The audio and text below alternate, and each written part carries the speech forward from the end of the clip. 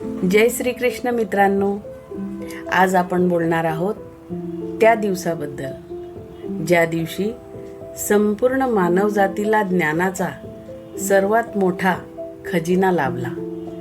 तो म्हणजे भगवद्गीतेचा उपदेश झालेला दिवस, म्हणजे गीता जयंती। हो, गीता जयंती ही फक्त धार्मिक कथा नाही, तर जीवन जगण्याचा मार्ग दाखवणारा प्रकाश आहे। गीता जयंती हा दिवस मार्गशीर्ष शुद्ध एकादशीला साजरा केला जातो। याच दिवशी भगवान श्रीकृष्णांनी कुरुक्षेत्राच्या रणांगणावर अर्जुनाला भगवद्गीतेचा उपदेश दिला। ही तारीख साधारणतः डिसेंबर महिन्यातच येते। या दिवशी भगवद्गीतेचं वाचन, कीर्तन, दान आणि सत्संग केला जातो।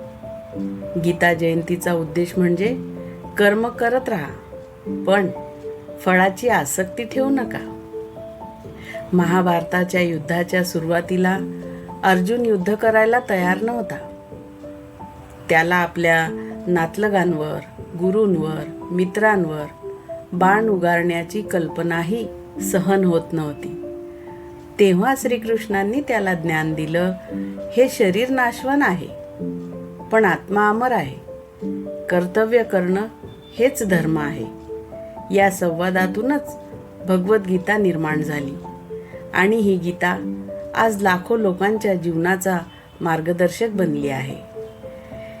गीतेतील प्रमुख शिकवण अशी आहे की कर्मण्येवाधिकारस्ते मा फलेषु कदाचन।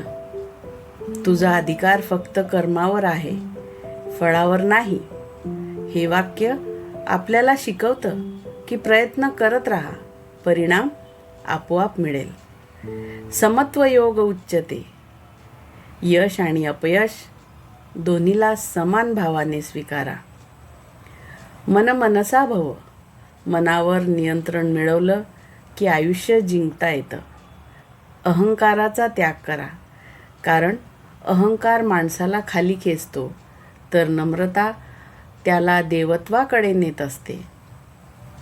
भक्ती, ज्ञान आणि कर्म हे 3 मार्ग गीतेत सांगितले आहे। भक्तीने मन शांत होतं, ज्ञानाने विवेक जागतो आणि कर्माने जीवन अर्थपूर्ण बनतं। गीतेचं आधुनिक जीवनातील महत्त्व असं आहे की आजच्या ताणतणावाच्या स्पर्धेच्या काळात गीतेचे विचार अधिक गरजेचे आहेत। गीता सांगते, स्वतःवर विश्वास ठेव आणि तुझं कर्तव्य करत राहा। कामात अपयश आलं तरी निराश होऊ नको, कुणी टीका केली तरी राग मानू नको। स्वतःचं कार्य हेच पूजा आहे असं समज। गीता आपल्याला सकारात्मक विचार, आत्मविश्वास आणि शांतता देते। अर्जुनासारखी कधीकधी आपली स्थिती होते। आपण सुद्धा अर्जुनासारखे द्विधा मनस्थितीत अडकतो। काय बरोबर आणि काय चूक हे ठरवणं कठीण जातं। अशा वेळी गीतेचे शब्द मार्गदर्शक ठरतात। जे घडलं ते चांगल्यासाठी, जे घडतंय ते पण चांगल्यासाठी, आणि जे होणार तेही चांगल्यासाठीच। हा विचार आपल्याला मानसिक शांतता देतो। गीतेचं वाचन म्हणजे फक्त धर्म नव्हे, ती मनाची चिकित्सा आहे। गीता जयंती कशी साजरी करावी, प्रत्येकाच्या मनात हा पडलेला प्रश्न असतो। या दिवशी सकाळी स्नान करून श्रीकृष्णाची पूजा करा, भगवद्गीतेतील काही अध्याय वाचा किंवा श्रवण करा।